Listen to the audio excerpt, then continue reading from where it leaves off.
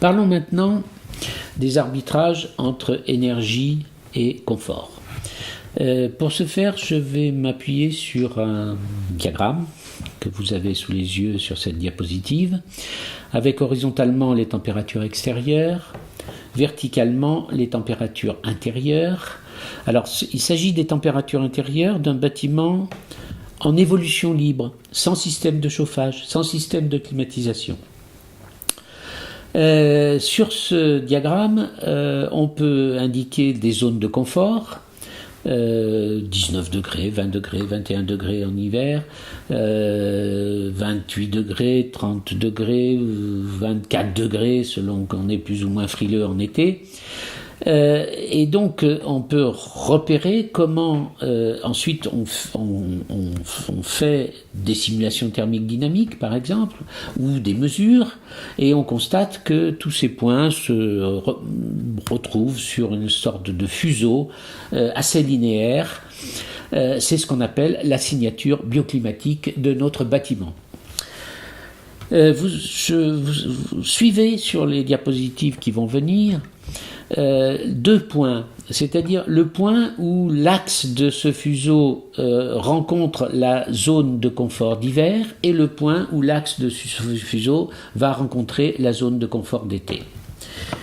Et je vais, comme souvent, partir d'un bâtiment passoire thermique très mauvais et lui faire subir un certain nombre d'améliorations. Alors, première amélioration, c'est le travail sur les apports internes et sur les apports externes qui va décaler le fuseau pas tout à fait parallèlement à ce qu'il était, puisqu'on a évidemment des apports externes, solaires, qui sont plus importants en période d'été qu'en période d'hiver.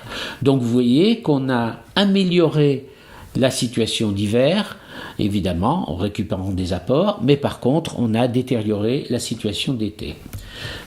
Deuxième travail que je peux faire, c'est le travail sur l'isolation, là qui consistera à peu près à un décalage à peu près uniforme de mon fuseau vers le haut, et qui, encore une fois, améliore les choses en hiver, détériore les choses en été. Il est donc temps de se préoccuper de l'été, et je vais, dans un premier temps, travailler sur l'inertie. L'inertie, elle va me permettre de réduire les surchauffes en été. Par contre, malheureusement, en hiver, une partie de ces surchauffes vont passer dans la structure de mon bâtiment, et celles donc qui me permettront de couvrir du chauffage sur l'hiver vont être un petit peu plus faibles.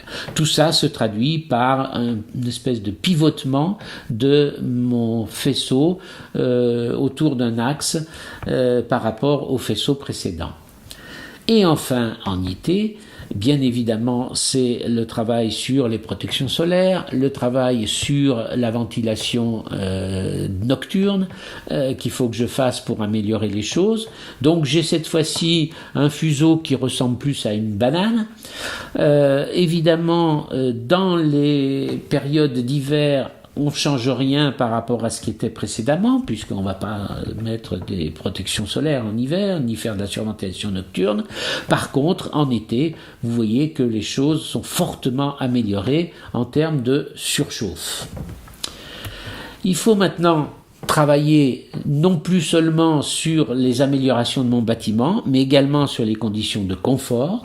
Et je vais donc dans un premier temps regarder ce que je peux faire sur le confort d'hiver, c'est-à-dire au lieu d'estimer que je serai confortable à 21 degrés, je peux réduire cette limite à 19, 20 degrés. Puis faire la même chose du côté de l'été, et donc passer de 24 degrés de limite à, par exemple, 28 degrés. Et je peux même aller encore plus loin avec, en été, le travail sur la vitesse de l'air qui améliore fortement le confort d'été et qui me permet, avec certains dispositifs, d'aller jusqu'à 30, 31, 32 degrés en été. Pour conclure, j'ai rassemblé sur une diapositive les trois bananes climatiques correspondant à un bâtiment frugal en zone nord, à un bâtiment frugal en zone sud. Donc vous voyez qu'en zone nord, eh bien, il faut évidemment mettre du chauffage à partir de 10 degrés à peu près, mais que par contre on reste à peu près confortable en été. Qu'en zone sud, eh bien, on chauffe à des températures un petit peu plus faibles et qu'en été, les surchauffes existent sur une petite zone tout à fait à l'extrémité droite de mon diagramme. Et puis j'ai indiqué également sur cette image ce que serait un bâtiment très inerte qui permettrait de ne pas avoir ni chauffage ni climatisation.